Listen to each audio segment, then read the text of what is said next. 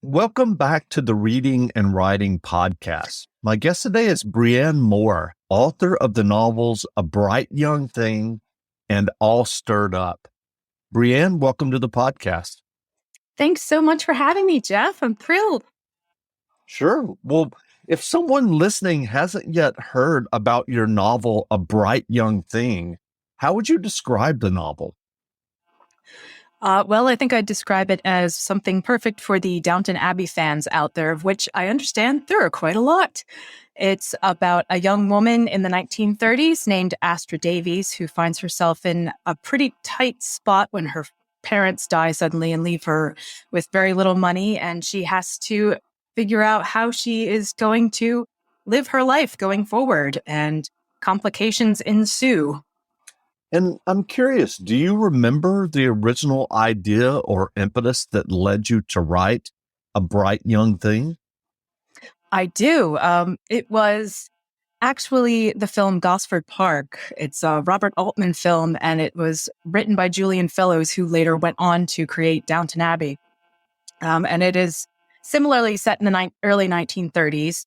And one of the subplots in the story is this couple who find themselves, a wealthy couple who find themselves short of money and are trying to sort of figure out what they're going to do. So that kind of just kicked me off thinking, well, what would you do in that case? Because, I mean, especially if you were a young woman, you wouldn't really be educated in a way that would allow you to, just go out and get a job like you might be able to actually do today. So, you're brought up basically to be somebody's decorative wife. So what do you do when you're trying to be independent and sort of make it in what can be a hostile world on your own? Sure. And I'm curious about your own writing journey. What was your writing journey that led you to write and get your first novel published? Well, I always made up stories from before I can remember. When I was a little girl, I used to just pack up all my Barbies and dolls and things and go out into our back garden and play for hours and hours and just kind of work out little stories to play. So as I got older and outgrew the dolls, I just started writing them down. And so I just kind of kept writing. I just loved making things up and sorting out stories and what people were going to do. And it just sort of became something that I have to do. I think that's a very writerly thing. We're like anybody who creates, like painters or anything. We just sort of have to do it, even when it frustrates us or when it doesn't seem to be going well. We just keep at it. We can't quite get away from it. So I've written and written and written. I started writing A Bright Young Thing, which ended up being my second published novel when I was still a college student. Back in 2005, I started it. And, I wrote some of it and then I put it aside for a while, and I went back and kind of went picking at it and then put it aside until finally I got it to a place where it could be published. So, and, in between there, I was still doing a lot of other kind of writing. So that's kind of where I got to here. Well, what is your writing process when you're working on a novel? Are you someone who plans the novel extensively before you sit down to write the first page, or do you kind of dive into the narrative and see where it takes you? I think it's a bit of both, but I lean more towards the second part that you just said. So I will get an idea and sit down and kind of start to work out the ins and outs of it and who the characters are going to be and what the story is going to be. And then if I feel ready to kind of get stuck into it, then I'll start to write. And as I'm writing, things will occur to me. I find actually with the one I'm working on now, the book I'm working on now, a lot of things would occur to me while I was out walking the dog or something. And I think, oh, I just figured something out. I just like fixed a problem in the story, and I'd stop and like make notes on my phone. My dog was so patient about that.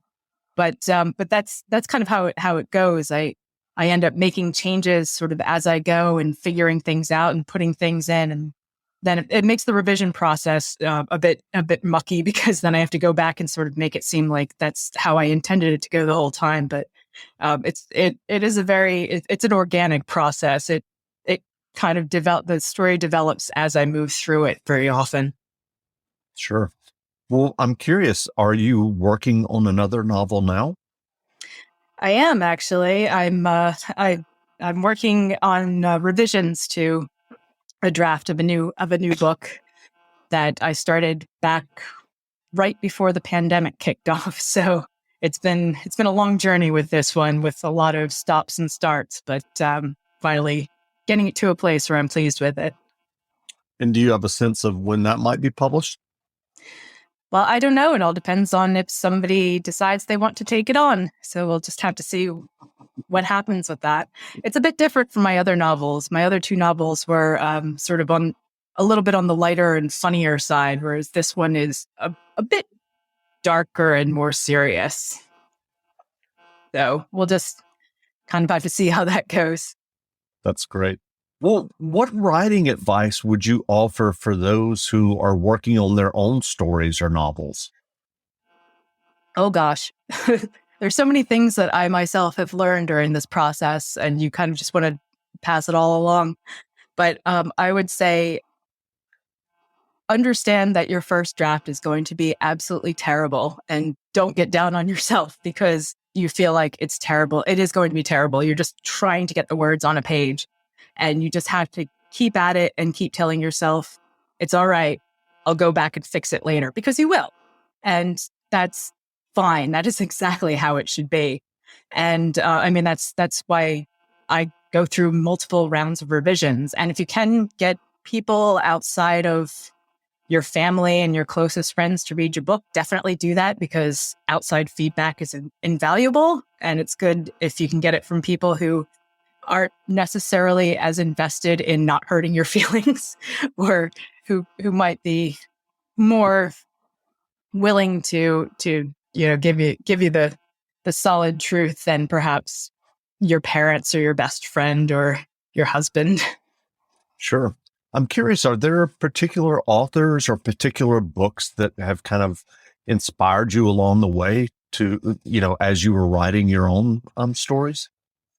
Oh yeah, definitely. All Stirred Up is inspired by Jane Austen's Persuasion. It's a modern day retelling of the story. So obviously Jane Austen, everybody loves her. She's amazing. And A Bright Young Thing took a lot more inspiration from the works of P.G. Wodehouse, who wrote Jeeves and Wooster and a lot of other comic novels in sort of the 1930s, 40s, and 50s. So he was an influence there for sure.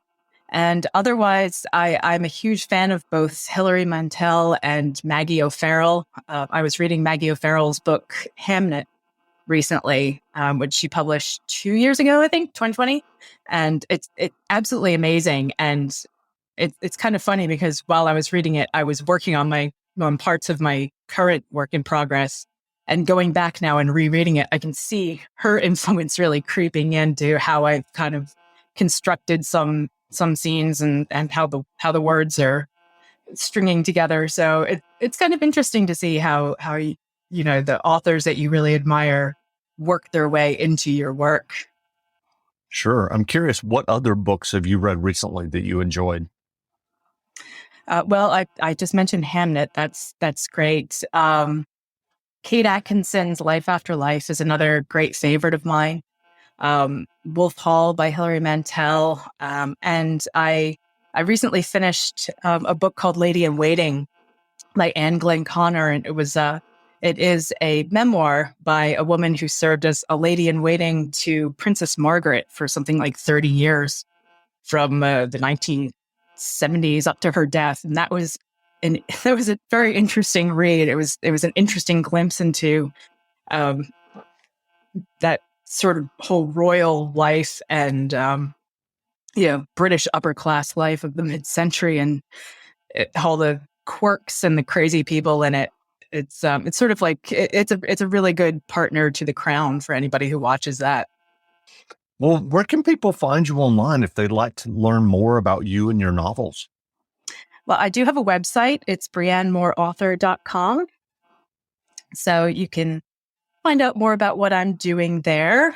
And I have an Instagram account, which I should probably update more often than I do. But that's Armchair Anglophile. So you can find me there occasionally posting fashion stuff and what I'm reading and some things that I'm working on, and also photos of the lovely countryside around where I am lucky enough to live in Scotland. So that's nice. That's great. Well, again, we've been speaking with Brianne Moore, author of the novels A Bright Young Thing and All Stirred Up. The novels are available now, so go buy a copy. And Brianne, thanks for doing this interview. Thank you so much for having me. It's been a pleasure. Absolutely.